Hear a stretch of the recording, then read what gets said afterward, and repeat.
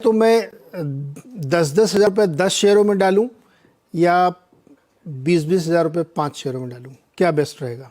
मैं नहीं समझ पाया आपका क्वेश्चन, एक बार प्लीज रिपीट कर मेरे दीजिए। पास 1 लाख रुपए हैं, जी। मैं 10-10 हज़ार रुपये 10 शेयरों में निवेश करूं या हम्म। 20-20 हज़ार रुपये 5 शेयरों में निवेश करूं? ठीक है। तो देखिए, मेरा समझना यह है कि जितने ज्यादा स्टॉक होंगे, एक देखिए एक सिस्टम है, 20-25 स्टॉक से ज्यादा आपके पोर्टफोलियो में नहीं होने चाहिए। 20-25 स्टॉक्स आपने पोर्टफोलियो में रखिए तो वो मैनेजेबल है। लेकिन जहां आप अंधाधुंध स्टॉक खरीदने लगे, 50-60 स्टॉक आपके पोर्टफोलियो में हो, तो उसको मैनेज करना बहुत मुश्किल होता है।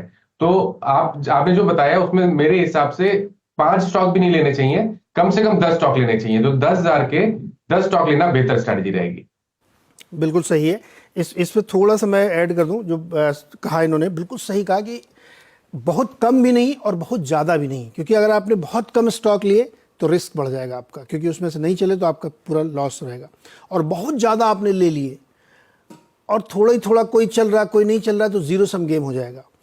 पैसा आप तभी बना पाएंगे जब आप अच्छे शेयर, अच्छी सलाह किसी से ले करके चुने और थोड़ी क्वांटिटी में खरीदें उसको, तभी आपको प्रॉफिट दिखेगा। वरना आप मान लीजिए एग्जाम्पल के लिए एक्स स्टॉक लिया जिसका दाव 10 रुपये है, आपने 100 शेयर लिए हैं और वो 10 का 20 भी हो गया, तो कौन सा बहुत पैसा बना आपका।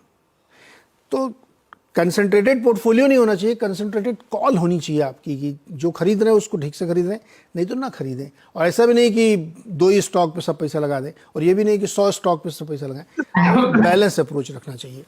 अच्छा, सरोज कुमार तिवारी जी ने बहुत ही, जो इस वक्त देश का फेवरेट शेयर है वो लिया है, सुजलॉन 42 रुपये 500 शेयर, और SJVN 137 पर 300 शेयर। क्या करना चाहिए सरोज को?